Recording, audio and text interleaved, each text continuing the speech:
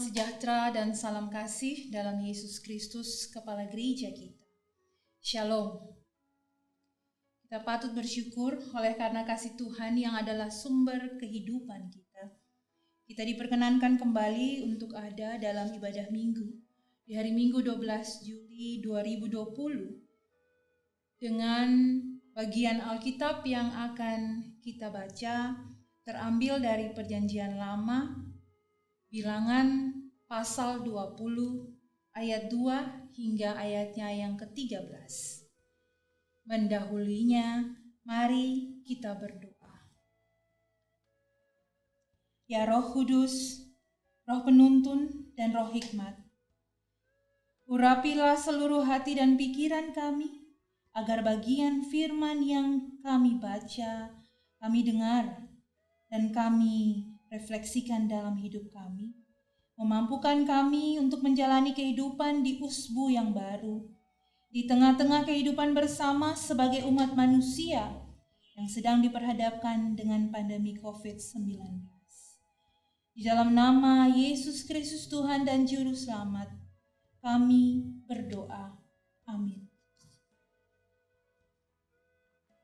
Saudara-saudara jemaat yang dikasihi oleh Tuhan kita Yesus Kristus yang berada di Maluku dan Maluku Utara, bagian pembacaan kita terambil dari Bilangan pasal 20 ayat 2 hingga ayatnya yang ke-13 yang berbunyi demikian.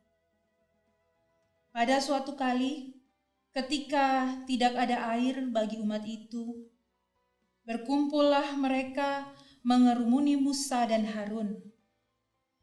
Dan bertengkarlah bangsa itu dengan Musa, katanya, sekiranya kami mati binasa pada waktu saudara-saudara kami mati binasa di hadapan Tuhan. Mengapa kamu membawa jemaat Tuhan ke padang gurun ini, supaya kami dan ternak kami mati di situ?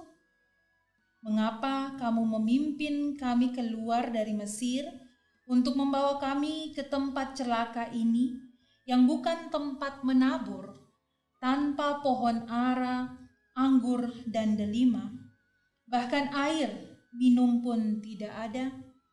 Maka pergilah Musa dan Harun dari umat itu ke pintu kemah pertemuan, lalu sujud, kemudian tampaklah kemuliaan Tuhan kepada mereka. Tuhan berfirman kepada Musa, ambillah tongkatmu itu dan engkau dan Harun kakakmu harus menyuruh umat itu berkumpul.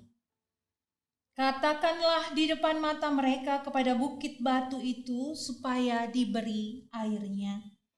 Demikianlah engkau mengeluarkan air dari bukit batu itu bagi mereka dan memberi minum umat itu serta ternaknya. Lalu Musa mengambil tongkat itu dari hadapan Tuhan seperti yang diperintahkannya kepadanya. Ketika Musa dan Harun telah mengumpulkan jemaah itu di depan bukit batu itu, berkatalah ia kepada mereka, dengarkanlah kepadaku, hai orang-orang durhaka.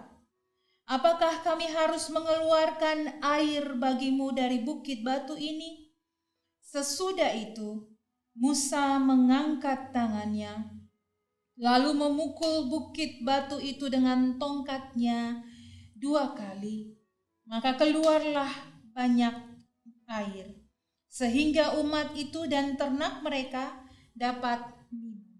Tetapi Tuhan berfirman kepada Musa dan Harun, karena kamu tidak percaya kepadaku dan tidak menghormati kekudusanku di depan mata orang Israel, itulah sebabnya kamu tidak akan membawa jemaah ini masuk ke negeri yang akan kuberikan kepada mereka.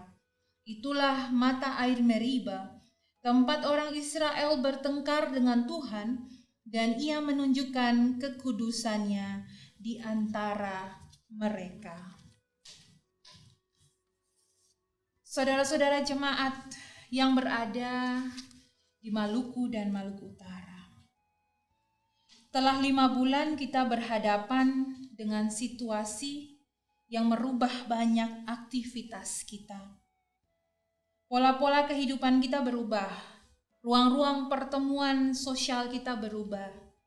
aktivitas kerja, dan aktivitas belajar anak-anak kita berubah. Bahkan aktivitas gereja kita pun berubah. Oleh karena pandemi COVID-19 yang berdampak bagi kehidupan manusia. Banyak hal yang diusahakan oleh kita, bahkan akan terus kita usahakan sebagai umat manusia untuk mencegah penyebaran COVID-19. Para ahli kesehatan dan pandemi menyarankan langkah-langkah pencegahan yang kita lakukan. Mulai dari menggunakan masker, rajin mencuci tangan dengan air mengalir, menjaga jarak, mengurangi aktivitas di luar rumah, menjaga kebersihan rumah, menjaga kesehatan dengan rajin berolahraga, beristirahat yang cukup, dan makan makanan bergizi, dan semua panduan kesehatan lainnya yang telah kita dengar sejak 5 bulan ini. Mencuci tangan adalah salah satu langkah yang penting dalam mencegah penyebaran COVID-19. Karena itu, ketersediaan air sangat penting bagi kita. Tetapi kita tahu bahwa ketersediaan air tidak dimiliki oleh semua komunitas. Sehingga salah satu masyarakat yang rentan terdampak pandemi COVID-19 adalah masyarakat yang tidak memiliki akses atau ketersediaan air. Air tidak hanya penting bagi kehidupan manusia, tetapi air juga menjadi simbol penting dalam pemahaman teologi Kristen kita. Bahkan memiliki pemaknaan-pemaknaan yang berbeda. Mulai dari air sebagai penghakiman Tuhan dalam kisah air bah, sampai pada air sebagai tanda baptisan kita sebagai orang Kristen. Krisis air menyebabkan konflik, bahkan sampai pada kematian. Krisis air juga dialami oleh umat Israel di padang gurun Sin. Krisis air ini menyebabkan perbantahan yang terjadi antara umat Israel dengan Musa dan Harun. Oleh karena perbantahan tersebut, Musa dan Harun berdoa kepada Tuhan, dan Tuhan berfirman kepada Musa pada ayat yang ke-8 untuk mengumpulkan umat Israel dan berkata di depan batu tersebut pada ayat pembacaan kita agar mengeluarkan air dan memberi minum umat serta ternaknya. Tetapi seperti yang kita baca di ayat ke-12, seluruh tindakan Musa dan Harun berakhir pada penghukuman.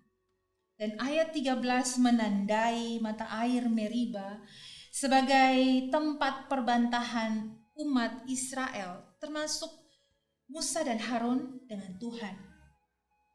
Untuk memahami ayat tersebut, kita harus kembali melihat pada ayat 8, 9, 10, dan 11. Pada ayat yang ke-8, dengan jelas Tuhan berfirman kepada Musa untuk berkata di depan umat pada batu itu untuk mengeluarkan air. Tetapi pada ayat 10 dan 11, Musa melakukan hal yang berbeda.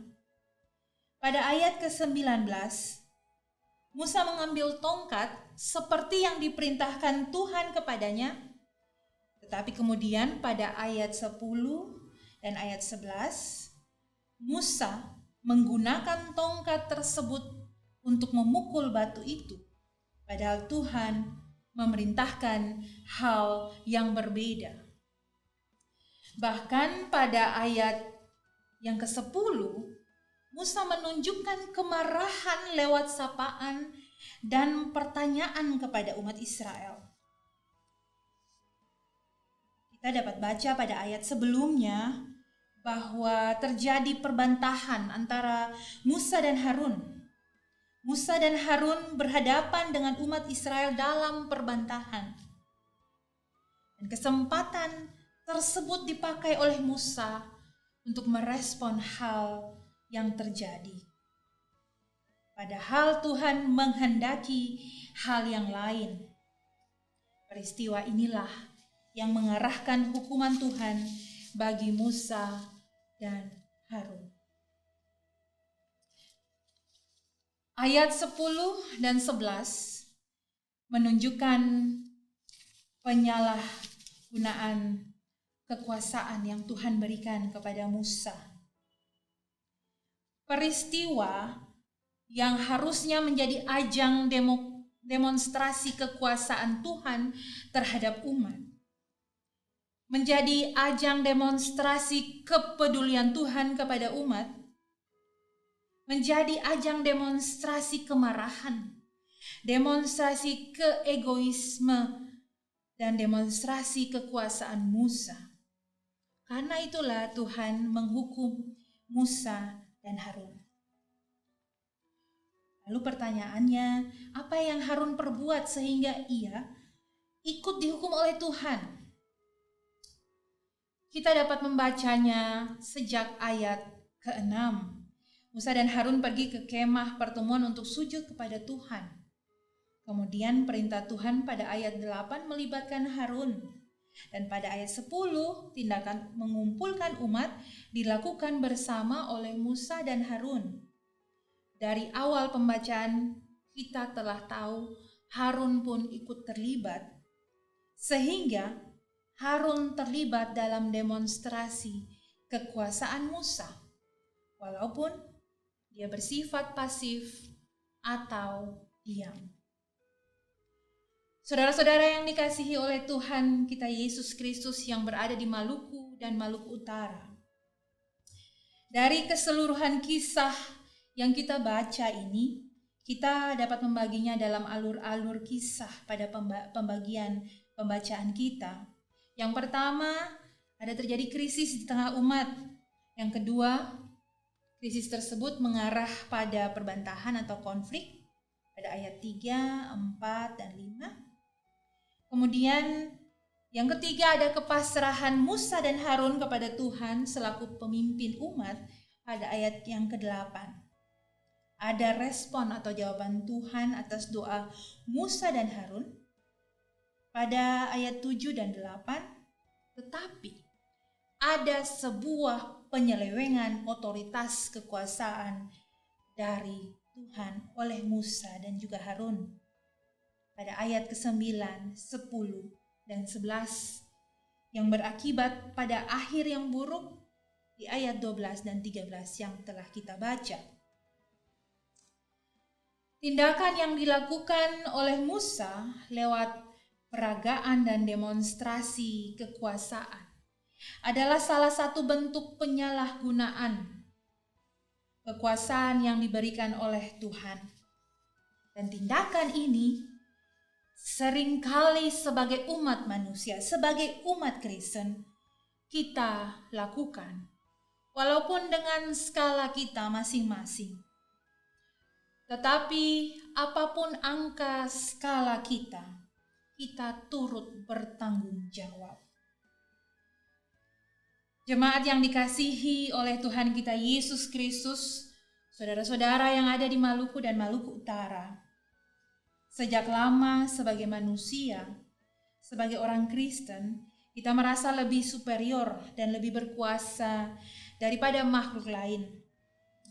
Dengan berbekal pemahaman narasi kita terhadap Kejadian 1 ayat 26, kita merasa lebih unggul, kita merasa lebih hebat, karena kita diberikan mandat untuk menguasai alam.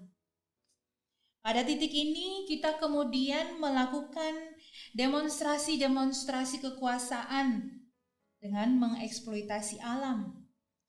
Dan ketika terjadi bencana, kita sering menyalahkan orang lain atau pihak yang lebih besar dan pihak yang lebih tinggi dari kita. Padahal kita pun turut mengambil bagian dalam perubahan alam dan iklim. Kita turut bertanggung jawab terhadap kerusakan yang terjadi walaupun bagian kita kecil. Saudara-saudara, jemaat yang dikasihi oleh Tuhan kita Yesus Kristus yang ada di Maluku dan Maluku Utara, alam adalah tanda kehadiran Tuhan. Seharusnya dipelihara dengan baik oleh manusia. Alam menjadi gambaran kebesaran kemahakuasaan kasih Allah. Peristiwa-peristiwa yang terjadi di tengah umat manusia menjadi demonstrasi kebaikan Tuhan. Manusia dan alam adalah bagian dari satu komunitas yang utuh dalam merayakan tanda-tanda kehadiran Allah tersebut. Dengan memahami hal itu secara baik, menyebabkan kita untuk bertanggung jawab dalam menjaga dan melestarikan alam untuk keberlangsungan hidup makhluk lain, alam semesta, dan diri kita sendiri sebagai manusia. Supaya ketika terjadi krisis atau bencana, kita mampu meresponnya dengan hikmat dan pengetahuan yang Tuhan berikan kepada kita. Kita belajar dari kisah yang telah kita baca dan kita refleksikan bersama-sama agar kita mampu memperjuangkan hal yang baik demi kemanusiaan. Karena itu, marilah melangkah dalam kehidupan dengan terus mengandalkan hikmat yang Tuhan berikan bagi kita. Tuhan memberkati kita semua. Amin.